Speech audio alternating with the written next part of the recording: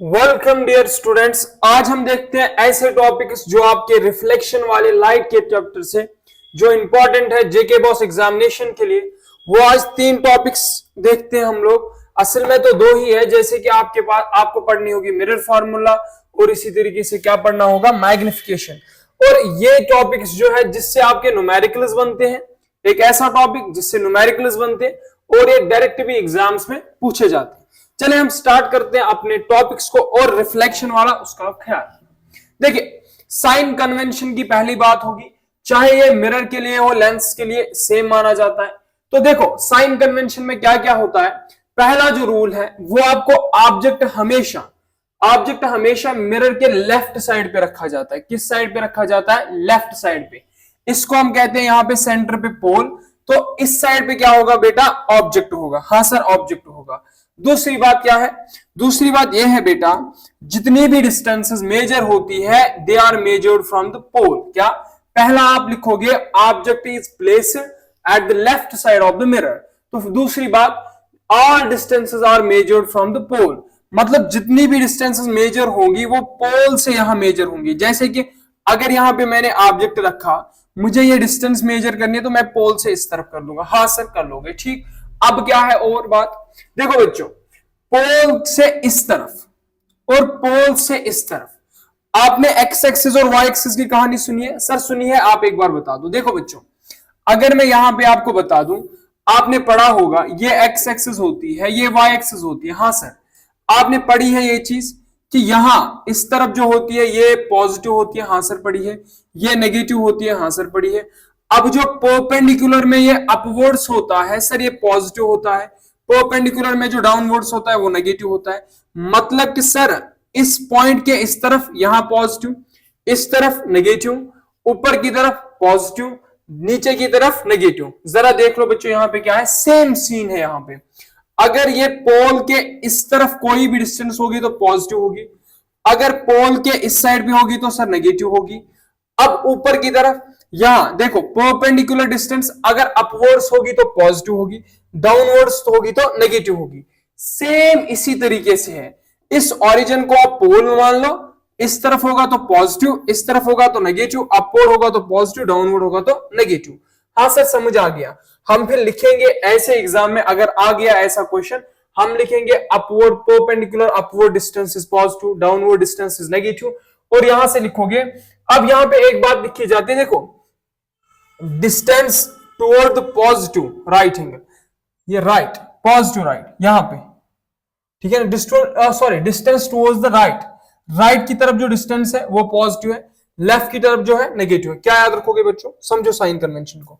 पोल के left side, sorry समझो sign convention, ये पोल के right side positive, left side negative, upward positive, downward negative. ये पूरा का पूरा साइन कन्वेंशन आपका हो गया, ठीक। तो अब एग्जाम में पूछा जाएगा तो आप लिख लेना, आप लिख सकते हो ये बात, ठीक है सर। तो अब देखो, अगर यहां पे जैसे कि इसको एक्सप्लेन भी और अच्छे से कर सकते हैं। जैसे कि यहां पे अगर ऑब्जेक्ट रखा जाए, सॉरी इमेज होगी तो ये नेगेटिव हो जाए, sorry object distance, image distance positive हो जाएगी। अगर यहां पे होगी तो नेगेटिव हो जाएगी, ठीक है ना।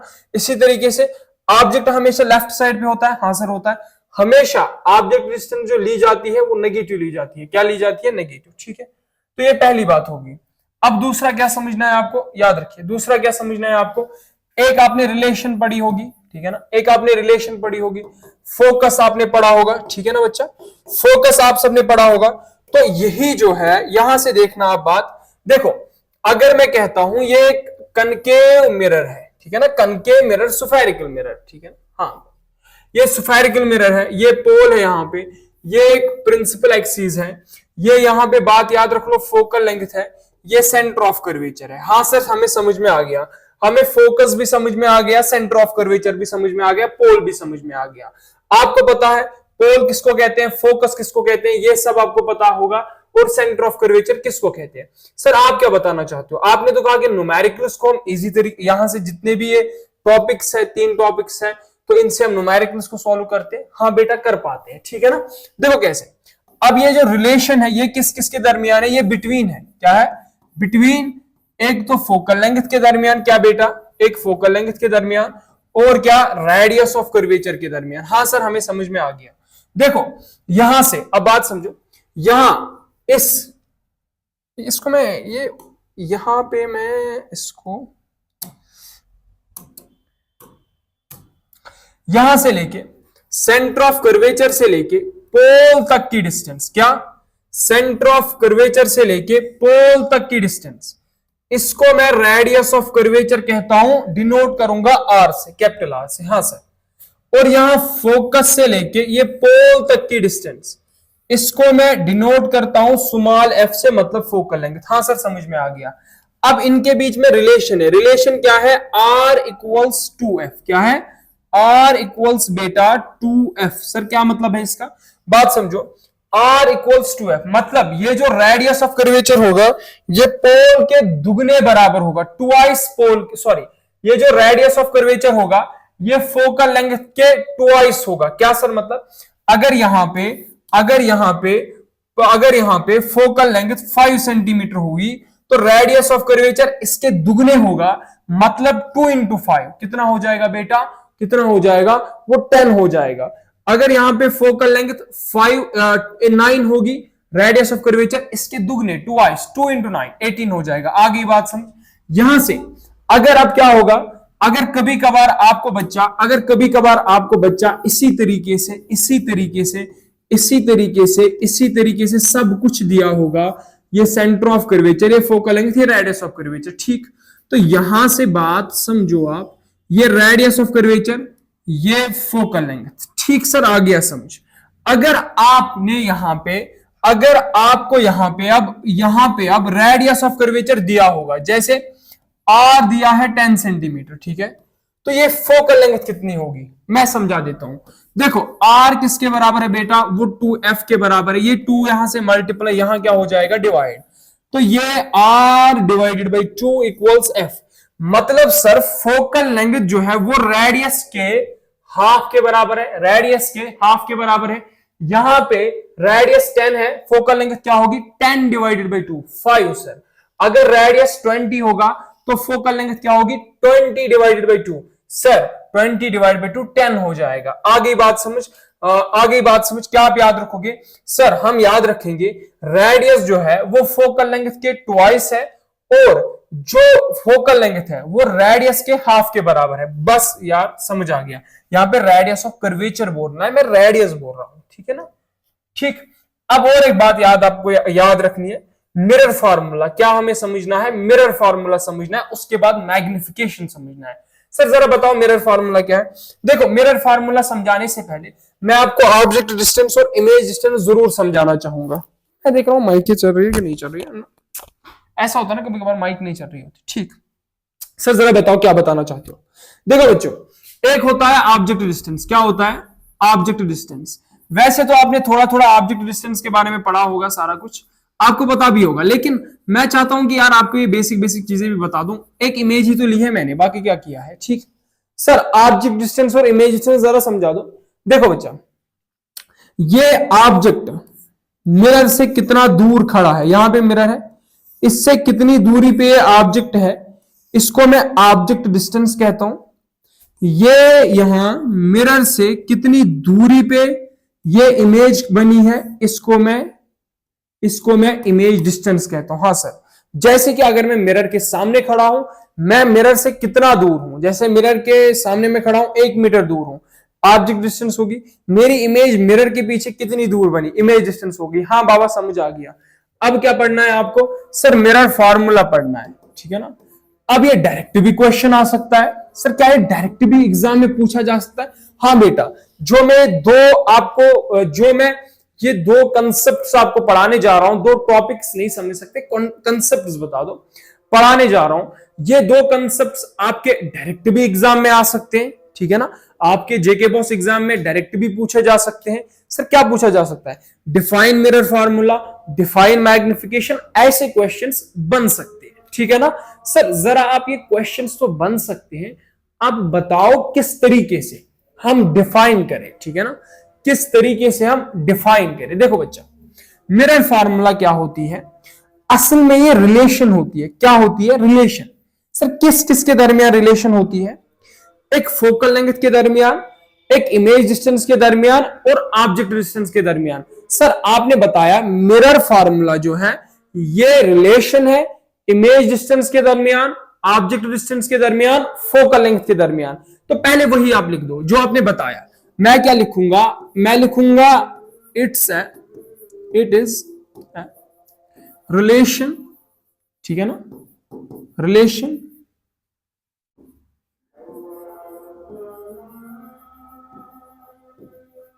Between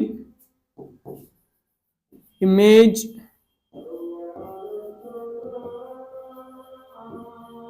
distance,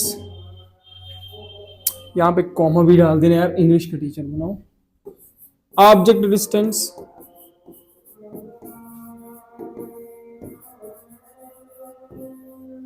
and focal length, ठीक है ना बच्चों,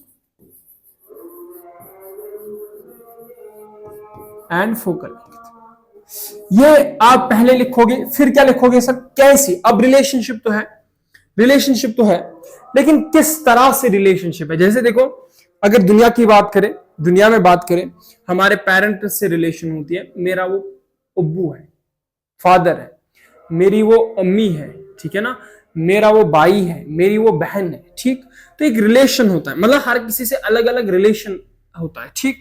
इसी तरीके से जो ये सर रिलेशन है इमेज डिस्टेंस के दरमियान, ऑब्जेक्ट डिस्टेंस के दरमियान और फोकल लेंथ के दरमियान, ये कैसी रिलेशन है, ठीक, मैं बता देता हूं।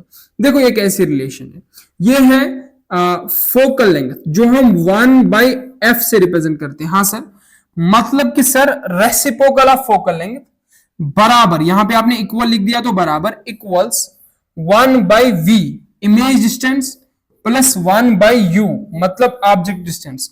सर आप कह रहे हो एफ वी एंड यू, क्या आप कह रहे हो एफ वी एंड यू, ये एफ जो है ये फोकल लेंथ है, ठीक है ना, वहां पे आप लिखोगे एफ इज फोकल लेंथ, और ये v जो है ये इमेज डिस्टेंस है, और u जो है ये ऑब्जेक्ट डिस्टेंस है। हाँ, तो मतलब reciprocal of focal length equals reciprocal of image distance plus reciprocal of object distance.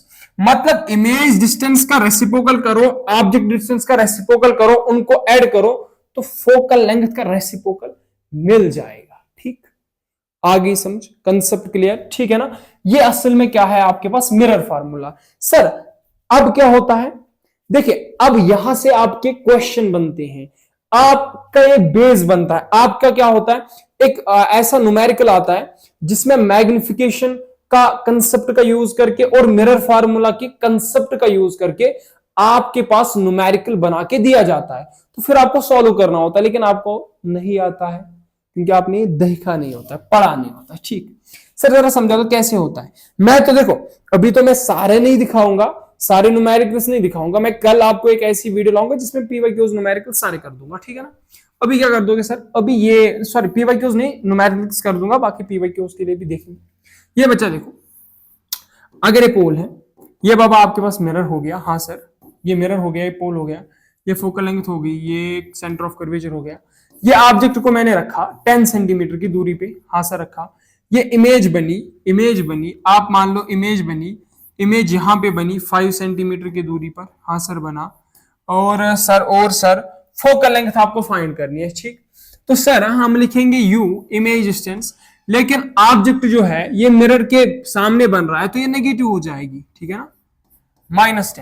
तो इमेज डिस्टेंस जो आप लोगे, ऑब्जेक्ट डिस्टेंस जो लोगे वो हमेशा नेगेटिव होती है। हाँ, अब यहां से अगर मैं बात करूंगा, अब अगर मैं यहां से बात करूंगा इमेज डिस्टेंस की, तो इमेज डिस्टेंस क्या होती है, ये v से रिप्रेजेंट करते हैं, ये कभी पॉजिटिव भी हो सकती है, कभी नेगेटिव भी हो सकती है। अगर ये बिहाइंड द मिरर होगी तब पॉजिटिव होगी, मतलब यहां लेफ्ट नहीं राइट साइड में होगी तब पॉजिटिव होगी, लेकिन सर अभी तो ये लेफ्ट साइड में है तो अभी ये नेगेटिव हो जाएगी -5 सेंटीमीटर। हाँ सर, अब क्या करना है, अब आपको क्या करना है, अब आपको बताना है कि फोकल लेंथ क्या होगी। तो आपने क्या पढ़ा, 1/f equals 1/v plus 1/u। अब यहां से समझो बात, ये 1/f इक्वल्स 1/v, मतलब v की जगह पे क्या है -5 तो लिख दो, प्लस 1/u, u की जगह पे है -10। अब यहां से देख लो, अब यहां से देख लो, एक काम कर लो, माइनस इंटू प्लस क्या हो जाएगा बेटा, ये माइनस हो जाएगा, ठीक है ना। ये 1/-5 माइनस 1/-10, ठीक है ना, क्योंकि इसको इससे मल्टीप्लाई किया, ये माइनस बन गया, ठीक। वैसे ये पता भी है कि देखो बच्चों, ये भी पता है कि ये माइनस इसके साथ भी होता है, इसके साथ भी होता है, प्लस माइनस माइनस हो जाएगा, काम तमाम, ठीक। ये आप याद रख लो। यहां से क्या करोगे, यहां से कर लो,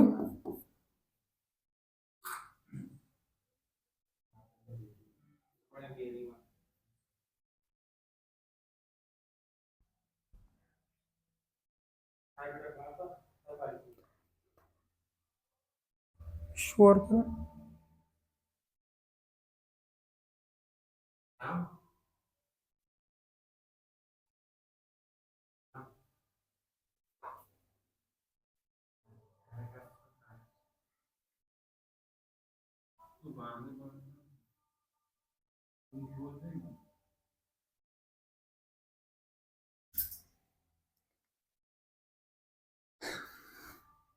देखो यहां पे अगर आप एलसीएम लोगे, जैसे कि हम यहाँ पे अगर एलसीएम लेते हैं, अगर हम यहाँ पे एलसीएम लेंगे, हम एलसीएम लेते हैं यहाँ पे 10 लेते हैं, क्या लेते हैं एलसीएम 10, ठीक, ठीक है, मतलब डिनोमिनेटर को सेम करते हैं। इसको मैंने -5 को किस से मल्टीप्लाई दिया ताकि ये 10 बना, सर आपने -2 से मल्टीप्लाई दिया, ये 10 बन जाएगा, ठीक है ना, -5 इंटू -2 10 बन जाएगा। जिससे नीचे मल्टीप्लाई किया उससे ऊपर भी मल्टीप्लाई करो, 1 इंटू -2 हो गया सर -2, ये यहाँ पे आपके पास -1 हो गया। यहाँ क्या मल्टीप्लाई दिया, कुछ नहीं, ऊपर भी कुछ नहीं, ठीक। तो अब क्या होगा यहाँ से, अब क्या होगा बेटा, यहाँ से अब होगा -2 -1 कितना हो जाएगा बेटा, ये -3 हो जाएगा डिवाइड बाई 10। लेकिन ये 1/f इक्वल्स -3 डिवाइड बाई ये 1/f इक्वल्स -3 डिवाइड बाई 10 है, ठीक। लेकिन अगर आपको f को फाइंड करना है तो इसका भी उल्टा कर दो, इसका भी उल्टा कर दो, रेसिप्रोकल कर दो। ये उल्टा किया, ये आ गया f, ठीक, ये क्या आ जाएगा 10 डिवाइडेड बाई -3। अब यहां पे बेटा आपको पता है कि इसको अगर मैं इससे डिवाइड करूंगा, ये 0, ये ऐसा आ जाएगा 3.3333 डॉट डॉट डॉट, ये नेगेटिव में, क्योंकि एक पॉजिटिव दूसरा नेगेटिव है। आगे आपको बात समझ, हाँ सर समझ आ गई। अब आगे देखो, अब आपका एक टॉपिक है जिसे हम मैग्निफिकेशन कहते हैं। ये टॉपिक आपको डायरेक्ट एग्जाम में भी आ सकता है, डिफाइन मैग्निफिकेशन, ठीक है ना। तो सर पहले बताओ कि मैग्निफिकेशन किसको कहते हैं, इन्होंने कुछ कहा है, पहले उसी को डिस्कस करते हैं। पावर इसका एक अच्छा भी होना चाहिए, खैर नहीं है।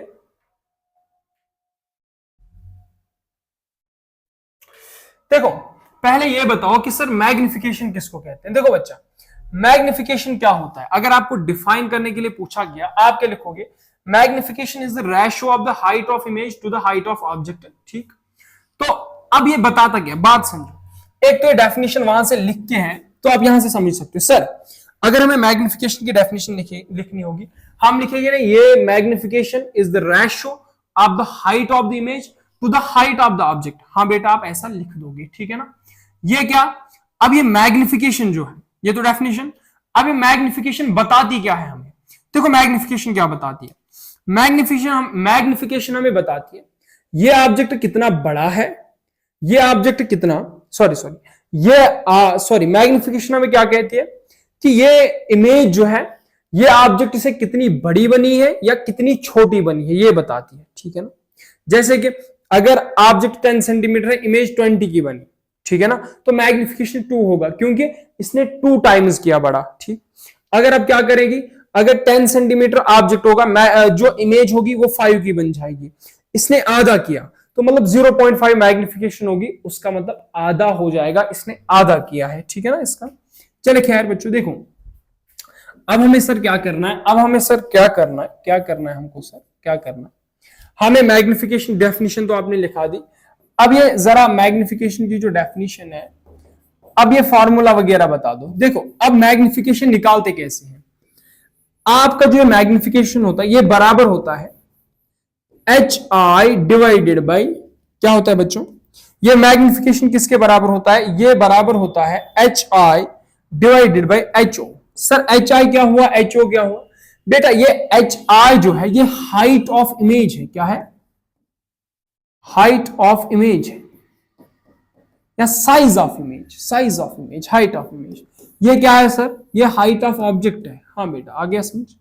सर ये height of image, height of object, मतलब अगर मुझे मैग्निफिकेशन चाहिए, मुझे हाइट ऑफ इमेज को हाइट ऑफ ऑब्जेक्ट से डिवाइड करना पड़ेगा। हाँ सर, हाँ बेटा करना पड़ेगा। जैसे अगर मैं आपको कहता हूं, सॉरी, अगर मैं आपको कहता हूं, देखिए इसमें वर्चुअल इमेज आपने पढ़ा होगा, रियल इमेज पढ़ा होगा, उसका कंसेप्ट भी समझ में आना चाहिए, वो भी पता होनी चाहिए। जैसे अगर मैं कहता हूं 10 centimetre above the principal axis एक ऑब्जेक्ट है, मतलब ये हाइट तो पॉजिटिव ही होगी, ठीक है ना, ऑब्जेक्ट की HO, HI जो है वो 20 सेंटीमीटर है, वो 20 सेंटीमीटर है, और ये भी अबव द प्रिंसिपल एक्सिस है, मतलब वर्चुअल इमेज है। तो मैग्निफिकेशन किसके बराबर होगा? HI divided by HO। HI क्या है सर? HI जो है वो 10 है, सॉरी वो 20 है, HO क्या है? वो 10 है, 0 से 0 कैंसिल, ये 2 आ गया। सर मैग्निफिकेशन 2 आ गया, मतलब 2 टाइम्स ये बड़ा कर चुका होगा इसको। हाँ बेटा कर चुका होगा। ठीक, थोड़ा सा कंसेप्ट समझ आया मैग्निफिकेशन का? हाँ सर समझ तो आ गया, लेकिन ये फार्मूला भी आपने बता दी, HI डिवाइडेड बाई HO। तो आप जब मैग्निफिकेशन को डिफाइन करोगे ये लिखोगे, बाद में ये लिख सकते हो। ठीक, और एक बात याद रख लोगे, अब यही मैग्निफिकेशन का और एक फार्मूला होता है मिरर के लिए। मिरर के लिए याद रखना, वो -V डिवाइडेड बाई U होता है। अब सर ये क्या होता है? मैंने आपको बताया -V। V क्या है सर? ये जो है ना V, ये जो है ना V, ये इमेज डिस्टेंस है, ये ऑब्जेक्ट डिस्टेंस है। तो आप यहां से क्या बता सकते हो? मैग्निफिकेशन बराबर HI divided by HO, magnification बराबर -V divided by U। Sir यहां पे RHS तो इक्वल हमें नहीं दिख रहा, लेकिन LHS इक्वल दिख रहा है। यहां भी मैग्निफिकेशन, यहां भी मैग्निफिकेशन। इसका मतलब अगर ये दो साइड्स इक्वल है, ये भी आपस में इक्वल होंगे। हाँ बेटा, तो क्या लिख सकते हो आप एक रिलेशन लिख सकते हो। याद रखने को, मैग्निफिकेशन निकालने के लिए आप ये दो ही याद रखो, लेकिन एक रिलेशन होगी हमारे पास एक रिलेशन आ रही है यहां से, उसको आप याद रखो। सर क्या रिलेशन है? वो है HI divided by HO equals -V by U।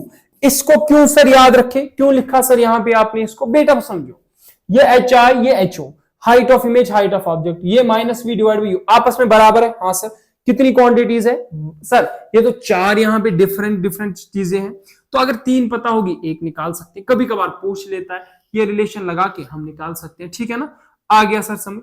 अब ये जो बेटा मैग्निफिकेशन M होता है, ये मैग्निफिकेशन या तो बेटा कभी कभार 1 भी आता है, क्या चले खैर, ये तो कभी कभार बेटा नेगेटिव आता है। एक सेकंड बेटा, ये मैग्निफिकेशन क्या होता है बेटा? ये कभी कभार मैग्निफिकेशन पॉजिटिव भी आता है। हाँ सर, ये कभी कभार बेटा आपके पास नेगेटिव भी आता है। सर क्या मतलब पॉजिटिव नेगेटिव? जैसे कि कभी कभार आपके पास 3 मैग्निफिकेशन आता है। हाँ, कभी कभार -3 आता है। हाँ सर, कभी कभार 4 आता है, कभी कभार -4 आता है। हाँ सर, देखो बात समझना, ये 3, ये 4, ये 3, ये 4। अब सर अगर मैं यहां पे बात को समझने की कोशिश करूं, ये पॉजिटिव मैग्निफिकेशन, ये नेगेटिव मैग्निफिकेशन, क्या ये माइनस यहां वैल्यू के साथ जो है ये इंडिकेट कुछ कर रहा है? ये माइनस, इसका ये माइनस का मतलब नहीं है कि ये 0 से छोटा या कुछ है। यहां पे जो ये माइनस आपको दिख रहा है, ये कुछ इंडिकेट कर रहा है। सर क्या इंडिकेट कर रहा है? ये माइनस यहां पे इंडिकेट कर रहा है कि ये रियल इमेज है। क्या है सर? जहां पे माइनस, बात चले खैर एक चीज बताता हूं मैं पहले, बाद में ये चीज को डिस्कस करता हूं। बेटा याद रखना, जो मैग्निफिकेशन होती है ना बेटा, इसमें 3 जो होते हैं। पहला जो होता है मैग्निफिकेशन, क्या हो सकता है? मैग्निफिकेशन क्या हो सकता है बेटा? ये ग्रेटर देन 1 हो सकता है। हाँ सर, ग्रेटर देन 1 हो सकता है, ठीक है ना, ग्रेटर देन 1। सर 1 से बड़ा हो सकता है, 2 हुआ, 3 हुआ, 1.5 हुआ। सर ये तो 1 भी हो सकता है। हाँ बेटा हो सकता है। ये सर लेस देन 1 भी हो सकता है। हाँ बेटा हो सकता है।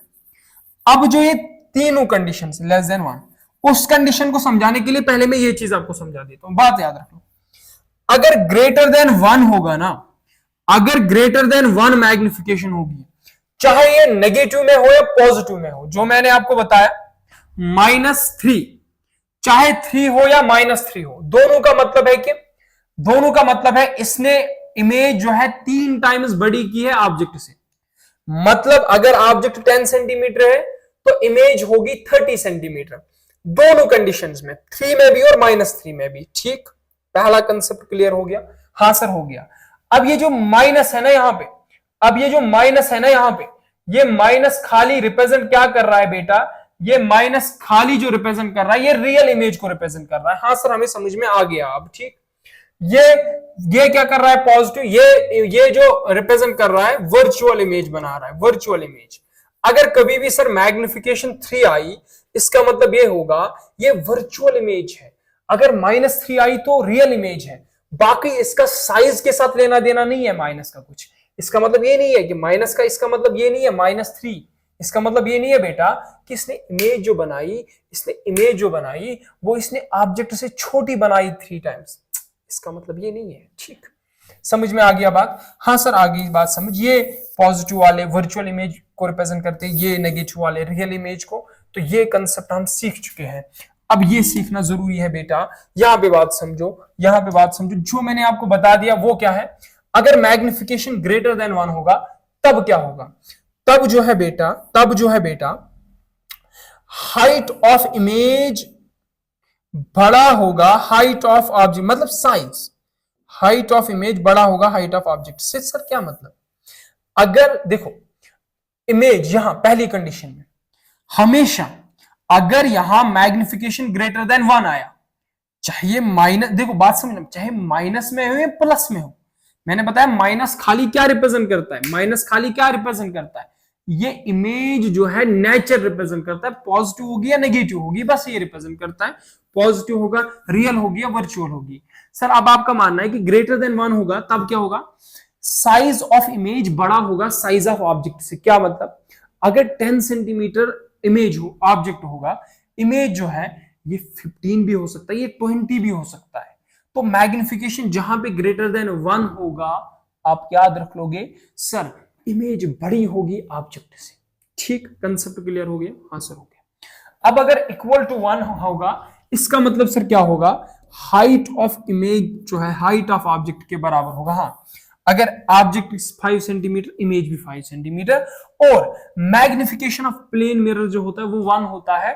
आपके एग्जाम्स में एमसीक्यू बन सकता है, ये भी बन सकता है व्हेन मैग्निफिकेशन इज 1। देखो अब जो आपके एग्जाम्स हो रहे हैं ना बेटा, वो इसी तरीके से हो रहे हैं, वहां पे यही पूछा जाता है अब क्या मैग्निफिकेशन 1 के बराबर कब होगी? जब height of image height of object के बराबर होगा, तब मैग्निफिकेशन 1 होगी। ये चीजें आपको पूछी जाती है, ठीक है ना? तो याद रखनी है ये चीजें। ठीक, तो सर हाँ, ये लेस देन 1, सर अगर लेस देन 1 होगा, जैसे 0.5 हो गया, चाहे वही अब नेगेटिव हो या पॉजिटिव हो, चाहे अब हो गया सर, अब आप मान लो 0.35 हो गया, जैसे 0.53 हो गया, ऐसा मतलब 1 से छोटा। क्या? 1 से छोटा। अब अगर ऐसा होगा ना कभी भी बेटा, तो इसका मतलब क्या है? जो इमेज है वो ऑब्जेक्ट से छोटी है। अगर ऑब्जेक्ट 10 सेंटीमीटर का है, इमेज 2 की भी हो सकती है, इमेज 3 सेंटीमीटर की भी हो सकती है। ये कंसेप्ट आपको याद रखना है। मैंने आपको ये कंसेप्ट पढ़ाए, आपके एग्जामिनेशन पॉइंट ऑफ व्यू से भी जो इंपॉर्टेंट थे, आपके न्यूमेरिकल्स के लिए भी जो इंपॉर्टेंट थे। तो बाकी कल मिलते हैं भाइयों न्यूमेरिकल्स के साथ। तो कल मिलेंगे न्यूमेरिकल्स के साथ, जहां पे हम डिफरेंट न्यूमेरिकल्स को सॉल्व करेंगे। तब तक के लिए बाय बाय।